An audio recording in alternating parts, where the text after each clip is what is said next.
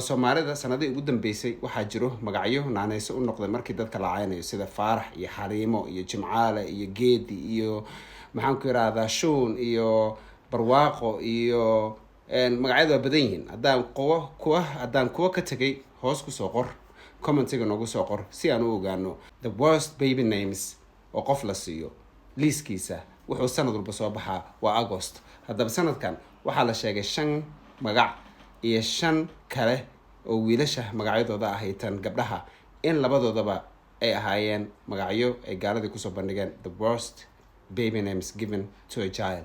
Haddaba adiga caruurta dhashay ma u bixin lahayd magacyada sida Shuun ama Faarax ama Xariimo ama Jimcaale ama Cambaro ama waxay noqotaba Barni yaa magacyada hadda dhammaan ciyaalka Soomaaliyeed ama caruurta Soomaaliyeed ee dhalato ugu badan ee maanta loo bixiyo waa magacyo aanan hore weligood loo maqal. Ma fahanteen? Waa magacyo hore aan weligood loo maqal. Magacee kugu adkaa ee child ama cunug loogu waco oo ama walaasha ama walaalka cunugiisa loogu waco. Asaga laftigiisana commentiga noogu soo dir. You know what I found out? What? That there are like illegal names in the world that you can't name your children. No, there's not. Who the fuck? And you can't name your child 1, 2, 3. Like you can't name Wait, the what? numbers. You can't name your child like number 1, number 2, number. No, listen, and I have a What list. the fuck? And I have a list. Look.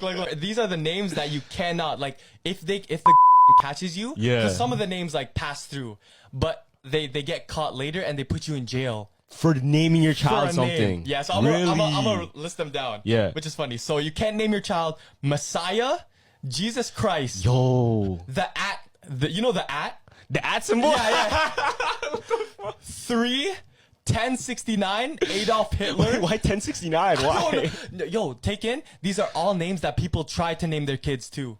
Adolf Hitler, Majesty, 007, Thor, James Bond. There's definitely Thors out there. No. There's gotta be Thors out well, they're there, probably bro. in jail right now. Oh, shit. and Batman. Batman. What the f? Haddaba haddii aad haysid fikrado quseeya magacyadaasna ama aad haysid taariikh ka qabsatay magacyadaas haddii adiga lagu dhaho Shuun ama Geedi ama Xariimo ama Faarax ama Cambaro ama Barni magacyadii waaweynaayoodii Soomaali lagu yaqaan mid kamid ah haddii adiga magacaaga ay tahay sida dareemisid dareenkaaga hoos ku soo dhig si ay shacabku u arkaan mar walba inta nagala socda una soo diyaar garoow inaad mar walba na follow gareysaan barnaamijyo kala duwanna halkan waad kala soconaysaan goor walba.